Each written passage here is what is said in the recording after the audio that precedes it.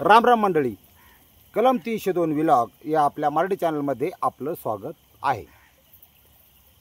आता तुम्हाला ते दूप दिसन असाच लावलाय। काही लोक काय म्हणते माहिती का, भिडीवर ते काय कोणतरी शेजारी काय म्हणते दूर कायचा निघतोय। हा, ते दूप असतोय। डेंग्यू मलेरियाची साथ चालली, आम्ही आधी तोंडासून जायला लागलो, त्याच्यात अजून डेंग्यू झाला तर आमचा 10 आणि 13वा संघच। त्यामुळे ती दक्षता घ्यावी लागते। काही ती आपलं दूप लावलाय, ते डास बीस येत नाही जवळ। आणि मला लय किडा आहे निसर्ग सौंदर्य या असं मला मोकळपणाने बोलता येतं। तुम्हाला खरं सांगतो, ते 4 भिंतीच्या आतून 3 लय असं दाबून ठेवलेलं मांजरावाने वाटतं आपल्याला कसं मोकळं टाकायला लागतं। आता पाऊस झालाय, रात्रीपासून मरणाचा पाऊस चाललाय, त्यामुळे वड्याला पाणी असंही 11 वडे येत असलं। हा, आपण स्ट्रेट आपल्या स्टोरीकडे जाऊ। माणसाच्या जीवनामध्ये हसण्याला, आनंदी राहण्याला लय किंमत आहे। सगळ्या रक्ताच्या नसा मोकळ्या होत्यात। हा, हसलं सुद्धा पाहिजे आणि विनोद करणं ही फार कठीण ध्यानात ठेवा। हा, मी माझ्या पद्धतीने प्रयत्न करतो, बघा तुम्हाला हसा येते पण लय हसू नका। आता सुरुवात करायची म्हणजे तुम्हाला खरं सांगतो, काय काय गोष्टी मी या सोशल मीडियावर एक बाई सांभाळणं सोपं आहे, पण सोशल मीडियावर सांभाळणं लय अवघड। तुम्हाला सांगतो 12 तऱ्हेची 12 असतात। तुम्हाला सांगतो कोणाचा विचार कसं कोण काय कमेंट करीन सांगता येत नाही। तरी कमेंट सेक्शन कधी ऑफ केला नाही याचं कारण म्हणजे ते तुमचा मूलभूत अधिकार आहे। तुम्हाला आत्म्याला काय वाटतं ना ते तुम्हाला सांगण्याचा पूर्ण अधिकार आहे। हा, आता शिवाय नाही देत कोण, पण आहेत काही बी अशी चालायचं। आता सगळ्यांना घेऊन चालाय, त्याला काही ट्रेस असेल त्या माणसाला, काय दुनियादारी सगळंच तुम्हाला सांगतोय अशातला काय भाग नाही। म्हणलं काही गोष्टी आता सांगावात होऊनच जाऊन द्या। काय विषय नेमका मी सांगितल्याशिवाय तुम्हाला कळणार नाही। एक 2-2.5 महिन्यापासून 5 किंवा 6 माझा अंदाज ते 2 गे असतात, पण 6 जण रात्रीचा सुद्धा फोन करतात। पाठवत 4 बाया आहेत त्याच्यातल्या, आणि कमेंट टाकणार नाही फोन उचलला की। आता ते व्हॉट्सअप आणि फेसबुक याचा कॉल मी माझ्या आयुष्यात उचलला नाही आणि भविष्यात उचलणार नाही, याची दक्षता घ्या। साधा कॉल ट्रेस होतो। साध्या कॉलची तक्रार करते ती, साध्या कॉलला सिक्युरिटी असते। काही वेडं वाकडं बोला तर त्याला तक्रार करून पोलीस स्टेशनला अटक करता येते, पण फेसबुकचं रेकॉर्डच सापडत नाही। त्यामुळे तसलं मी उचलत नाही।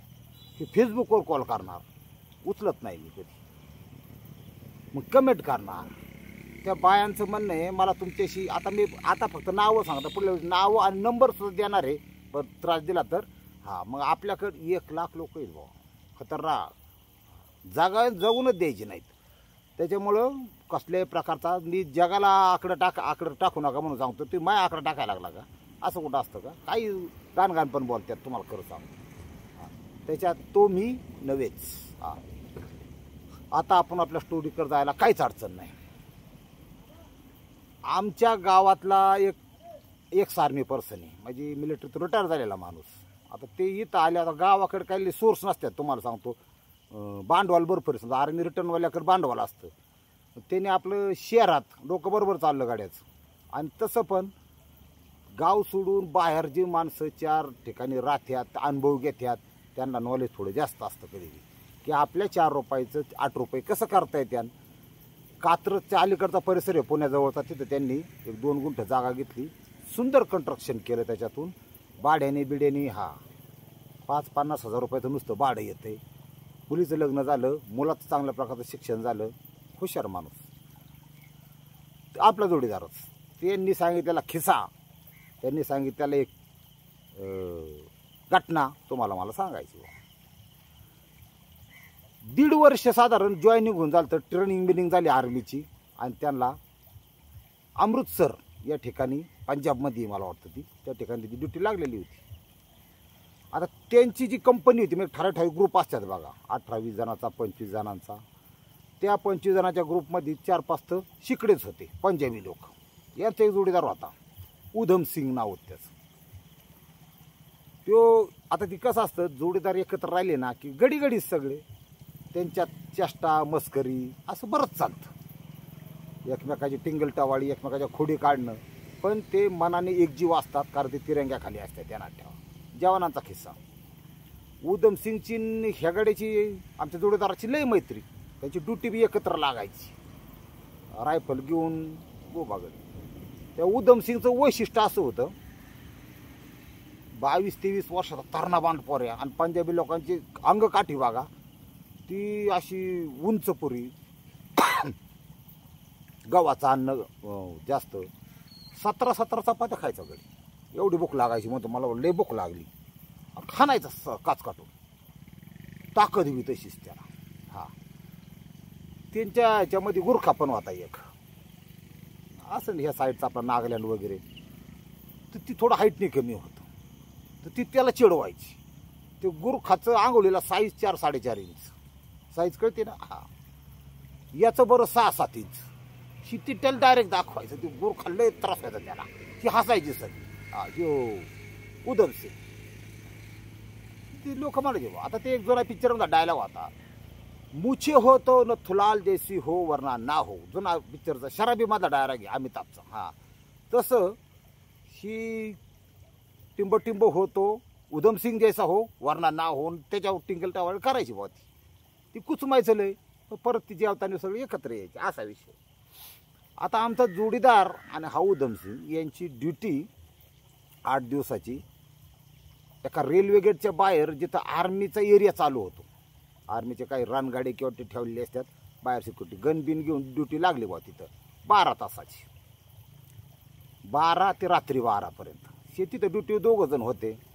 आणि विषय त्यांचा ड्युटीचा भाग असा होता की रेल्वे स्टेशन म्हणजे मालगाड्या वगैरे तिथं बंद पडलेली अशी एक मालगाडी होती. तिथं काय कुणी जात नव्हतं, पण ती मोकळं डबं सगळं.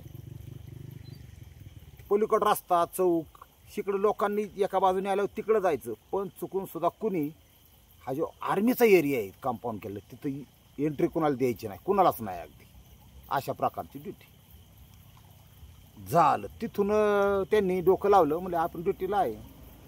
5, 5:30, 6 वाजल्या. ती दोघं व्यवस्थित ड्युटी यांची चालली होती. 6, 6:30च्या आसपास तिथे तृतीयपंथी यायचा मागायला.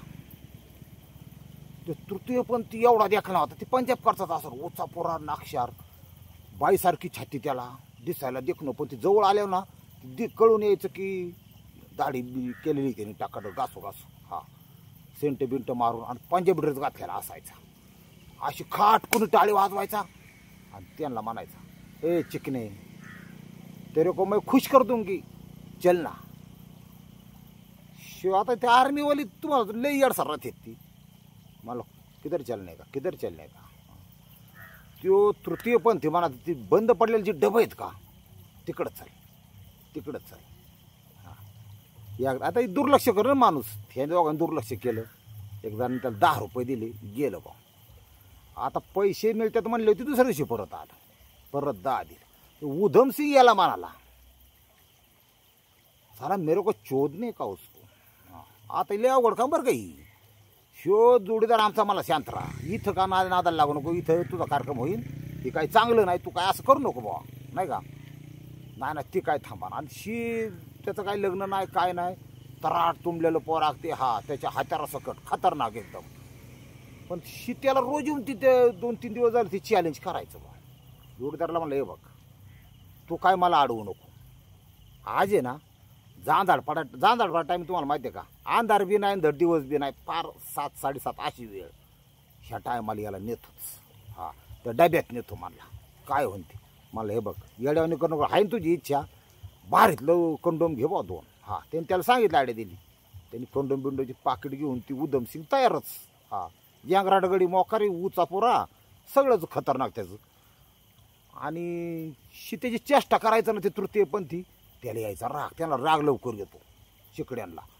म्हणला याचा कार्यक्रम राबवतो, ही फक्त माझ्या आरसाड्यात गावलं पाहिजे, साईडला आलं पाहिजे. म्हणला आज आहे ना करून टाक म्हणला. हा म्हणला ओके. विषय असा झाला की ती 6:30च्या आसपास ते आलं बा परत. 22 मिळतात म्हणून. आणि हे त्याला उचकून द्यायचं त्या चिकड्याला. त्या उधम सिंगला म्हणायचा, है क्या दम, ए चिकने है क्या दम, चल ना खुश कर दूंगी. शो त्याला डायरेक्ट म्हणला, मेरे को करना है, चल. चल म्हणलं, दुप्पट वेगाने ती पुढं पैसे मागायत वेगायत तुरते पण सोडून दिलं. मला चल तर चल. हां, मला जातो त्या 3 नंबरच्या डब्यात जा. आता तिथं काय कोण नाही. शिवगडी म्हणलं, मी आहे, मी तिकडं कोणाला येऊन देत नाही, तू डब्यात घेऊन जा तिला. बरंच अशा हाका मारला तर 60-70 फुटावर एक डबा होता, जांधाड पाडायला लागलेला. रस्त्यावर वर्दळ थोडी कमी, लाईटी यायच्या वाहनांच्या फक्त, गाड्या चालू. गण याच्याकडे दिली. मला मी थांबतो, तू जा. बस काय लगविला गेलाय बाबा किंवा असा विषय, तू जा म्हणला, तुला काय करायचं जा. जा म्हणल्या उदम तो तृतीयपंथी गेला त्या डब्यात शिरला बा. याने इकडे इकडे तिला येडसार राहते ना, ती इकडे तिकडे त्यांनी बघितलं, म्हणला जातोच. आता त्या डब्याच्या अलीकडचं हे उभे होते सगळे, वर्दळ होते. त्या डब्याच्या पलीकड म्हणजे गेट होतं मोठं आणि भिंत होती मोठी, तिकडं काय कुठं जायला पळायला जागा नव्हती. उधमसिंग मानला ते 4 ते 5 मिनटं मोजून झाली असते. माझं आपलं लक्ष काय किंवा त्या डब्याकडे कोणी जाऊ नाही, जोडदार तिथं गेलाय ना, हा ते आपलं उधमसिंग आत गेलाय. त्यांची गेम होस्तवर काय कोणी जायला नको, त्यांना डिस्टर्ब करायला नको. मी आपलं गन घेऊन, आणि गनवाल्याचे काय जवळ कोणी येत नाही मानला आर्मीमध्ये. हा रेडी पोझिशनमध्ये थांबलेलो, त्यांच्याकडे पहिले पाठण आणि बघतोय आपलं निरीक्षण नीट करून. 4 ते 5 मिनटं झाली बा. तुम्हाला सांगतो ती जो तृतीयपंथी आहे का, तो बोंगळाच त्यांनी उडी टाकली. त्याच्या हातात पंजाबी ड्रेस मग आलं म्हणल्यावर खाली त्या लेंगा असतो बघा पायजामा, तो हातात घेतलेला, चड्डी एका हातात, आणि पळतय. पळतय तर पळतय, तो जो कोंडोम आहे तो अर्धा हातमध्ये आणि अर्धा बायला टाकतोय असा. ही खरं आहे बरं का, लेदला बाड काय नाही. असलं जीव घेऊन पळालं ती, तुम्हाला सांगतो. ती माणसातच पळालं, अंधारात पळाली इकडं पण. हा ती चढीन ती घेऊन. हा अशा प्रकारे पळाले. शिवाला बाबा उधमसिंग मूड खराब कर दिया सालेने. म्हटलं काय झालं, मला नुकतीच सुरुवात केली ती हार्डतच पळालं. मला त्याला काय करावं. हा आता ही एवढं मोठं रगड 7 इंचाचं हत्यार लय लोकांचं अवघड आहे. म्हणजे आपल्यात नाही तर मग कशाला मोकळा आवाज नाही द्यायचं बा, ही लोकांना काय काय कळत नाही. हा म्हणला नेमकं काय झालं, म्हणला काही झालं नाही. म्हणला ती सुरुवात केली की त्याला काय ती सहनच व्हायना. म्हणला हा माझ्या कंडोमला सुद्धा मला रक्त लागलं होतं, इतकं बेकार काम. हा म्हणजे आलं लक्षात तुमच्या विषय. नाद कुणाचा करावा, आवाजनं कुणाला द्यावा हे सुद्धा कळलं पाहिजे ह्या सेक्समध्ये, ह्या वासनेमध्ये. पण काहींना कसं आहे, फार जाळून घ्यायची असती, तोडातोडी करून घ्यायची ना, त्यांचं इथं काम नाही तुम्हाला सांगतो. हा ती म्हणला त्या लाईनला तो येतच नव्हता, दुकानापर्यंतच यायचा, तिथून पुढं आमच्याकडे बघत सुद्धा नव्हतं. ती 2-3 दिवस ती मागायला सुद्धा आलं नाही. तिथून पुढं इतका हशा झाला मला आमचा सगळ्यांचा. म्हणला कशाचा नाद करा पण उधमसिंगचा करू नये. हा या असा गदाळ कार्यक्रम करून टाकला. शो किस्सा तो रगून रगून सांगतो, तो किस्सा मी तुमच्यापर्यंत आज पोचावला. किस्सा सांगण्याचं कारण तुम्हालाही, मला जी त्रास देतात ना, हा माझ्याकडे सुद्धा बाच आहेत, लई अंगराट आहेत ती सुद्धा. मी एखाद्या ठिकाणी खरंच बोलून घेईन, 4-5 जर सोडली ना तर कार्यक्रम गदाळ करून टाकीन तुम्हाला. त्यामुळे मला काय फोन करून त्रास देऊ नका.